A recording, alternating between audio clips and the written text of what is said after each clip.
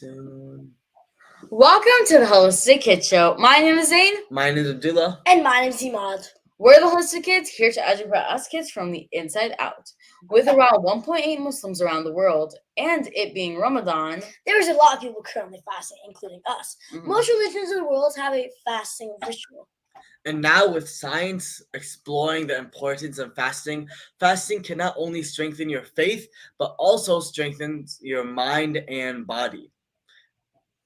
and Dr. Tabatha says that fasting is actually a superpower from God.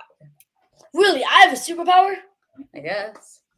Well, today we have the perfect guest with us to help us understand the power of fasting. Her new book is called Fast to Faith and is amazing. Amazing. Dr. Barber is also a triple board certified OBGYN physician who specializes in using functional medicine as her primary way for treating women's health.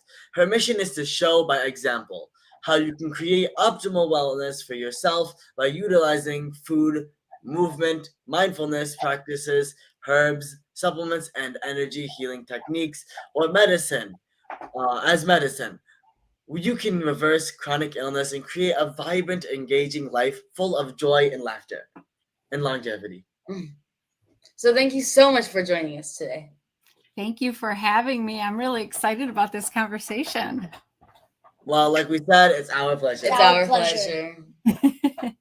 So how long have you guys been fasting now? 18 days. Well, but not like straight 18 days.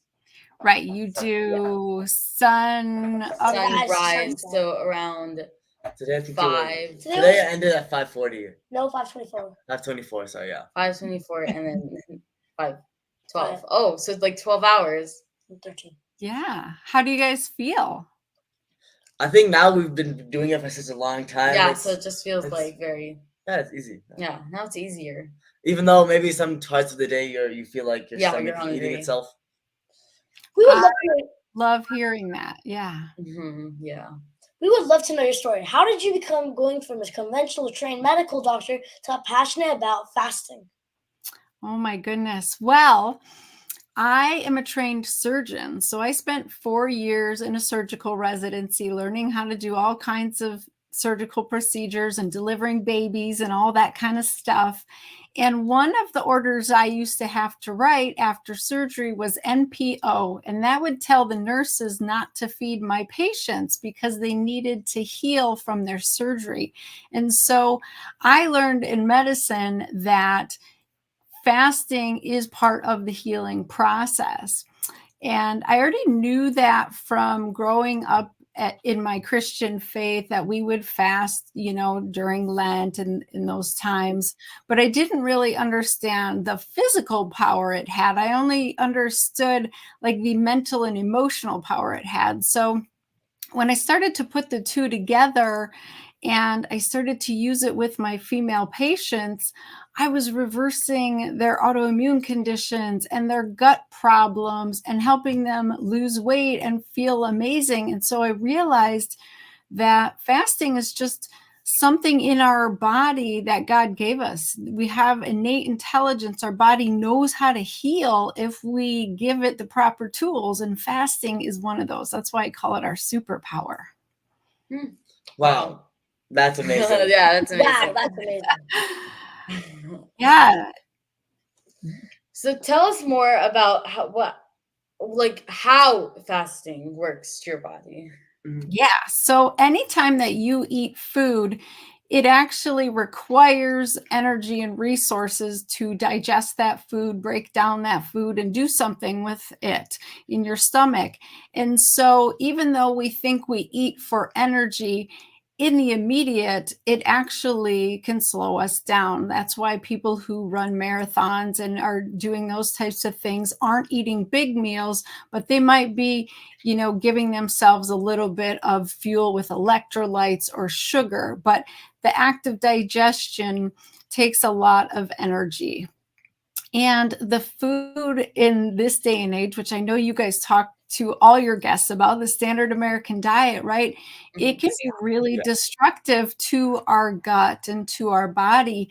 And so our body wants to repair from eating all of the genetically modified foods, the processed foods, all the stuff that isn't really healthy for us. And it can't do that if we eat it constantly, if we never take a break and allow our body to do that repair process. And I'll tell you, a big thing I see with women, especially older women like me and your mom, we're called old because you guys are so young.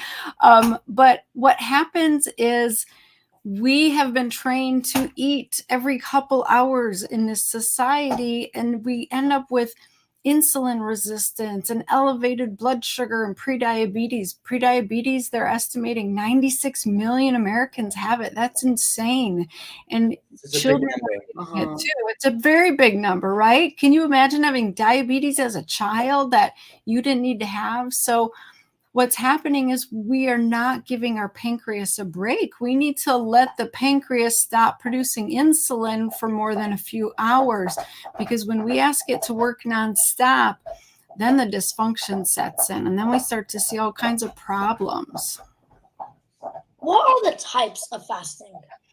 So there are all kinds of, ways to fast. And let me just say that fasting seems like a fad diet right now. It's very popular, but it's been around since the beginning of time.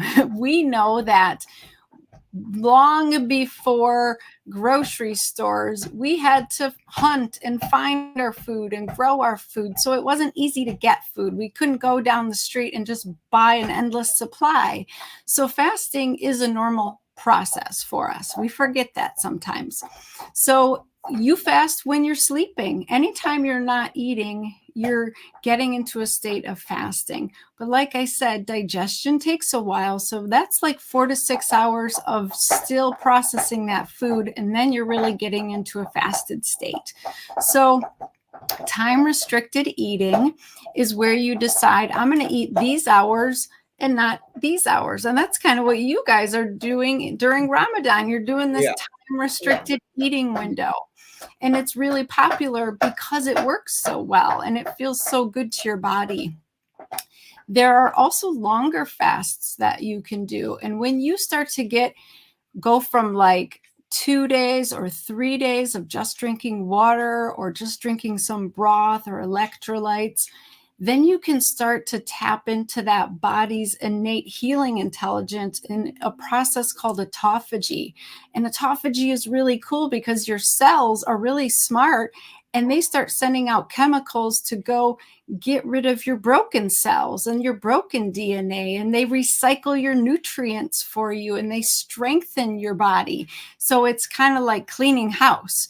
Your body just starts cleaning its own house. And that process happens around the day mark or 2 days of fasting. So a lot of people will do a 3-day water fast. That's pretty popular to induce that healing autophagy. So I would say those are the most popular. 16-8 is probably the most popular window. Like you don't eat for 16 hours and then you eat for 8 hours. That's what I would say most people in the United States do. Yeah, because I know our mom sometimes outside of Ramadan, she does intermittent fasting. So tell us more about that. Yeah, so the word intermittent means that you're going in and out of it. And this is really important because we have 2 ways that our body can make energy. Our bodies can use sugar for energy or they can use fats. So I call it a sugar burner or a fat burner. And sugars come from carbohydrates. Carbohydrates are your vegetables, your fruits, your grains. Carbohydrates are a bunch of sugars all connected together. And when you eat them, you digest them, they turn into sugar. And that energy, it's really quick but it doesn't last long. So that's why it might feel really good to like grab a donut or grab some crackers and you feel good, but then an hour later you're tired and you're hungry again. Mm-hmm. Whereas when you are eating fat for fuel and burning fat, that keeps you happy longer and you're not hungry as quickly and you get more energy per amount of gram of fat that you eat than if you ate the carbohydrate. Mm-hmm. So if you tend to be in the fat burning mode, you can probably do fasting a little bit easier, because fasting also taps into your own fat and burns that fat for fuel. So it's important to be able to have flexibility to be a sugar burner and a fat burner. And that is why intermittent fasting can be helpful, because it retrains your body to do these natural things it wants to do that it forgot because you started eating the standard American diet and you're stuck on the sugar roller coaster all the time, All right? the fat, like trans fats and sugars. Oh, it's terrible. Yeah. Very, very not good. But It's very addictive, right? Like, very sad. Very sad. yeah, but sometimes it's hard for people to stop eating those Mhm. things because they make them taste so good, and They're they addictive. Yeah. properties in them. Yeah. So I talk about that in my book, about how come we are so sugar addicted? What happened? And it's because the food industry has continued to creep more sugar into the foods that they make. Here's a crazy quote. Back in the 1800s, the average person ate 2 pounds of sugar in a year. So you would eat 2 pounds in a year. Now we eat 60 pounds a year per person. That's crazy, isn't it? But we don't That's more than half. realize it. Can you imagine 60 pounds of sugar? That's how much the average kid in this country consumes. I know you don't, because your mom's knows what Yeah. you guys are really smart, but the average kid is eating 60 pounds a year. So that's very inflammatory, very toxic, and it sets you up for all kinds of disease. And we don't realize we're doing it because we're eating the food that's being made in the factories, all in the boxes and the bags. And so you can't even blame yourself for your addiction because you don't even know why it's happening, but that's why it's happening. Mhm. Yeah. How is fasting a superpower from God? Well, like I said, I believe that is how our body is created to function. We weren't created to eat all of the time. We should go times without food. And the cool thing is, when we eat or when we want to eat, we feel things, right? We feel hunger, we get stomach pains, and then we feel really good after we eat. Or if we don't eat good food, we can feel lousy. But when you stop eating, you start feeling different things, and you can actually get in tune with what your body's trying to tell you or what God is trying to tell you, because a lot of times that conversation can't happen because you're so focused on how your physical body feels, like its desires. We call it the earthly desires or the fleshly desires, like I want this, I want that. And when you fast, those desires calm down and go away. The hunger pains go away, and you're not like writhing and looking for the donuts. And so then you can start to like nourish your soul instead of nourishing your body, because your soul gets a chance to speak and express itself. And so I believe that's what God wants for us. He really wants us to nourish our soul, not just our body. Yes. And that's why in Definitely. Islam, for Ramadan, yes, it's for us to become grateful for the food that we have and how other people are not as lucky to be in that environment and have that food. It's also Allah, our God, He says in the Quran, it's like we also use this as a time to feed our soul, right? So we're missing out on all of the physical food, but we get that in return by feeding our soul and, kind of taking a break. Yes.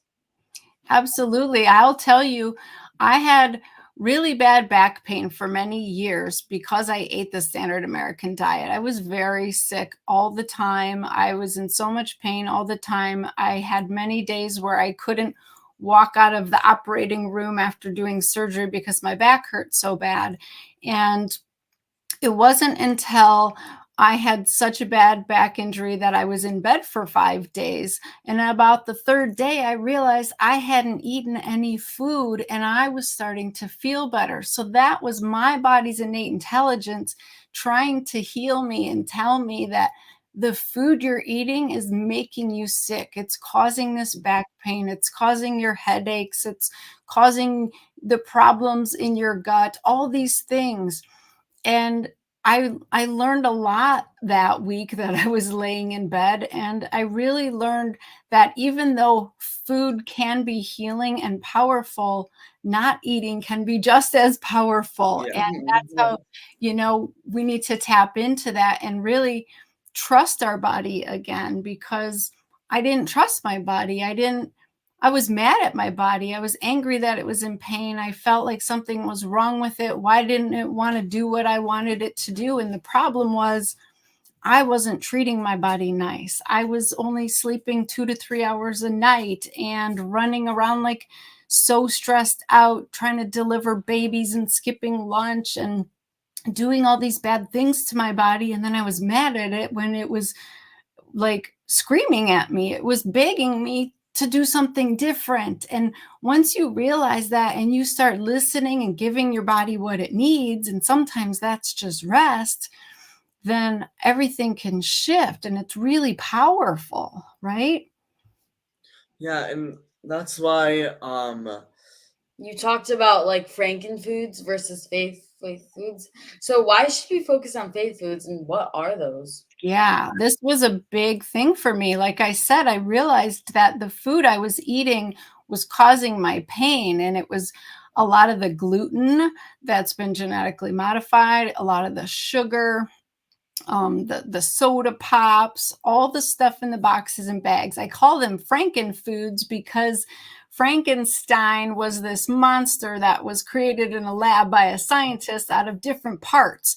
And so that's kind of what the scientists do to our food. They take our foods, they break them into parts, they remove all the good nutrients, and then they turn it into something that our body doesn't even recognize. Our body thinks it's foreign half the time. So, like, when I do stool testing on my patients to see what's happening in their gut, a lot of times their immune system in their gut is really angry because it doesn't recognize these foods that these women are eating. And so if you stop eating all the Franken foods and get back to the faith foods, you can heal. The faith foods are what God gave us. They've been here since the beginning of time. I say if they had a mama or if they grew from the ground, then it's probably a faith food, an animal, a plant, something like that, something that you would find in the periphery of the grocery store, meaning on the ends of the aisles, not in the aisles, but in the deli, in the produce section. Don't even go in the aisles. That's where all the bad stuff is. yeah, Suck you right Yeah. to like, come. Yeah, and I know I've heard your mom talk before about how a lot of Muslims, they do keep the tradition of Ramadan. They are fasting, but then they're breaking the fast with the wrong foods. And I see that in all cultures as well. And it's really sad because it's such a missed opportunity for healing, right? Mm-hmm. exactly. People will sometimes come out with more weight than they did in the beginning of Ramadan. Oh, that's so sad. Mm-hmm. What is also so cool is that, for like you were saying, the entire, history of humans, we've been eating natural food, right? And it's been working fine. And also, humans have always been they haven't been eating 3 meals every single day. They haven't been eating so much food as we've been. 60 pounds. Exactly. Like sometimes they would have maybe 2 meals a day, and very little amounts of food. They wouldn't have huge feasts every single day. Yeah, I think here's something embarrassing to think about. Toilet paper used to not exist. So humans existed without toilet paper to wipe their bottom. So when they pooped or had bowel movements, it wasn't messy. It came out kind of like a dog does, and the dog walks away. He doesn't have to wipe, right? We have to wipe because of what we eat and because our poop is so messy and messed up because of the wrong foods that we're eating. And I just find that hilarious and sad at the same time. So So how will eating wrong food at the end of the day, how will that affect our bodies? Like unnatural food and Yeah. food filled with, chemicals Franken and even foods. Franken foods. Yes. So for Candy. me, I developed an autoimmune condition called Hashimoto's thyroid disease because of eating that standard American diet and having leaky gut from that. So if you have genes for autoimmune conditions, they can get activated and turned on. And once you have an autoimmune disease, you're more prone to having a second and a third. And it's really can be difficult to turn that off unless you completely change your diet and your lifestyle. That's what I had to do. Another thing I see quite often, like I mentioned, is the diabetes and the insulin resistance. And for women, they carry around extra weight that they can't seem to ever lose, and it makes them feel bad about themselves. It makes them tired. It makes them not want to go outside and play with their kids or move their bodies, that type of thing. That can be a real problem. And now we're even seeing that there's fertility issues. So people are having trouble getting pregnant and having healthy pregnancies and healthy babies. And now babies are ending up with problems. So it's a domino effect. Once it starts going, it's hard to stop. Exactly. Chemicals, they're affecting all parts of our life, not just in food. Yeah, exactly. And so what do you think, for when a kid fasts, or is there any difference between fasting for an adult and fasting for a kid? That's a great question. So I believe that children should go time periods without eating. That is our natural state of being. But generally, kids do have a higher metabolism because they're more physically active than most adults. So you are probably a lot more active than I am. I sit at my desk like 8 hours a day, and I only go to exercise class for an hour, and I walk my dog for an hour and a half. But you're playing sports, you're going out to recess, you're riding your bike, like you're nonstop a lot of the times, unless you really love your screens. So you burn through your energy a lot quicker than most adults. And so a lot of kids, they love their sugar, their carbohydrates. Like my daughter, she eats every couple hours, lots of carbohydrates because she's burning it off all of the time. And that's how I was when I was young.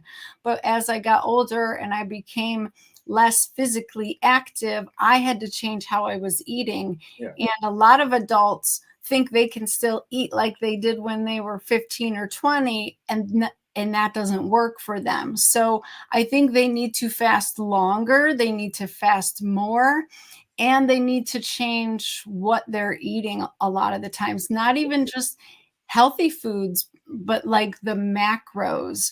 I don't know if you guys have talked about macros on the show, but there's 3 basic types of macros in our foods. There's fats, proteins, and carbohydrates. And so most adults feel better with more protein and fats and less carbohydrates, whereas kids feel better with more carbohydrates, if that makes sense. Yeah. So a lot of people feel tired with fasting. What can people do to help them fast better? Yes, I love this question because a lot of people say, I tried it, it didn't work for me.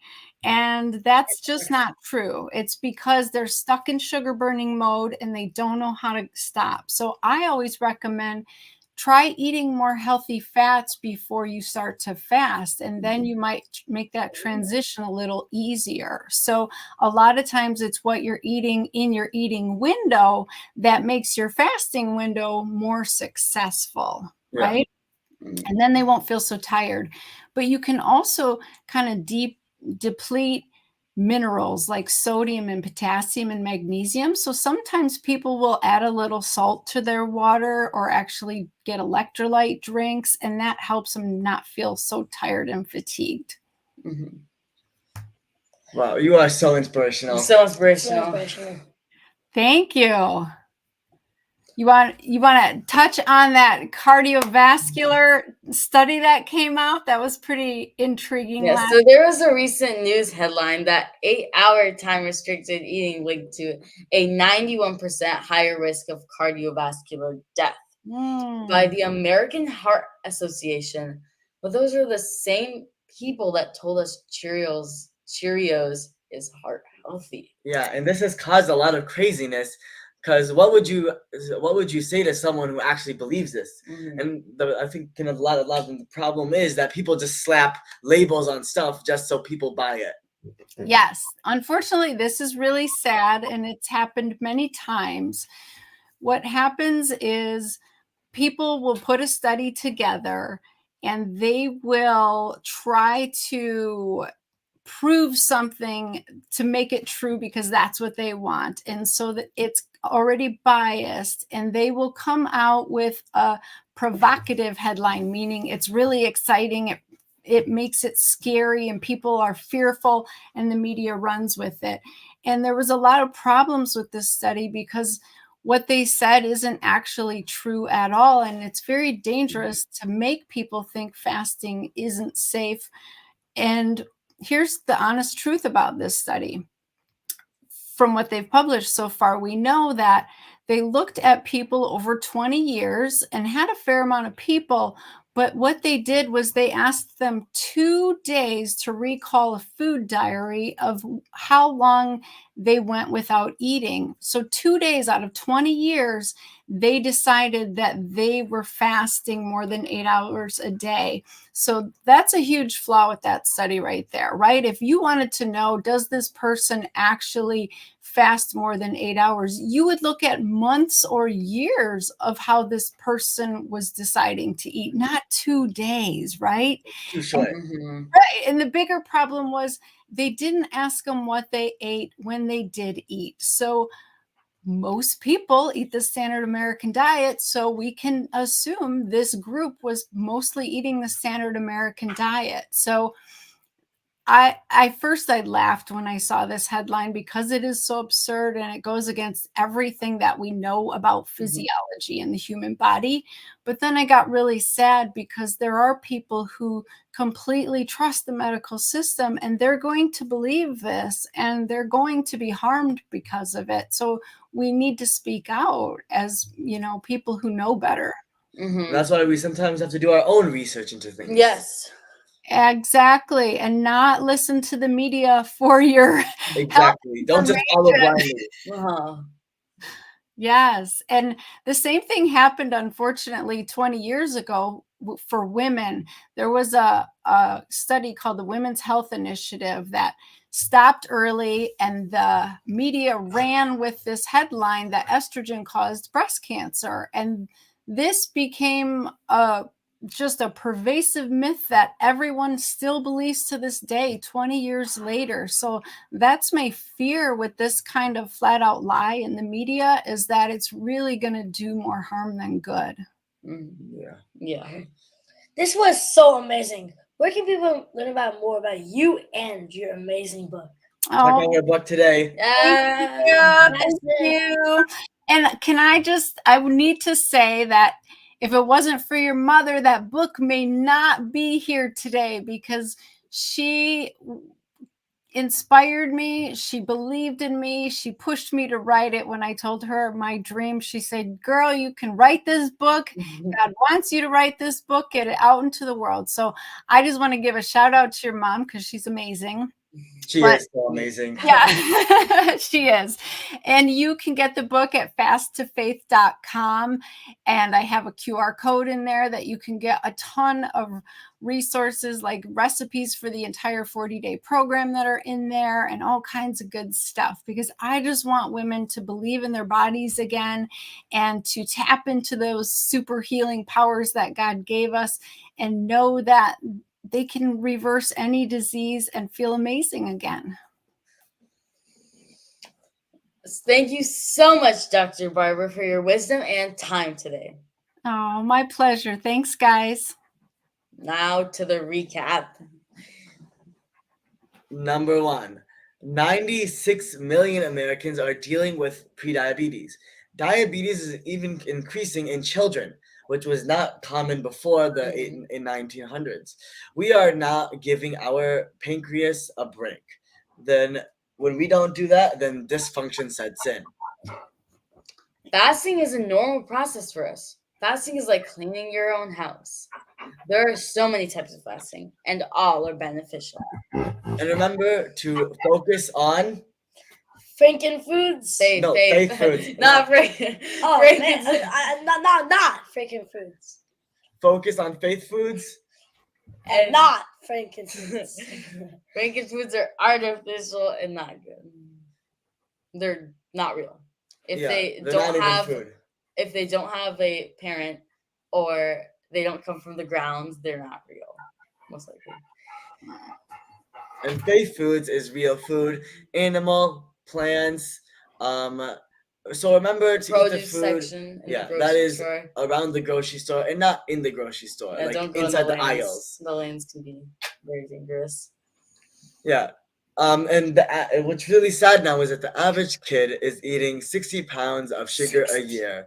And we don't realize that we are doing it, but we are getting a lot of sugar. And that is why we need to be fasting today more than ever. Fasting can help our bodies heal from the inside out. Eating more healthy fats during the eating window and taking electrolytes can help. Get this book today. Get it.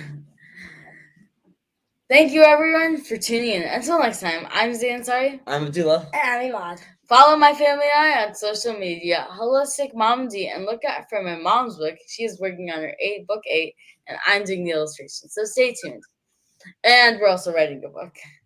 Kids need to learn from other kids. Please download our podcast on iTunes and leave reviews so other kids and families can benefit.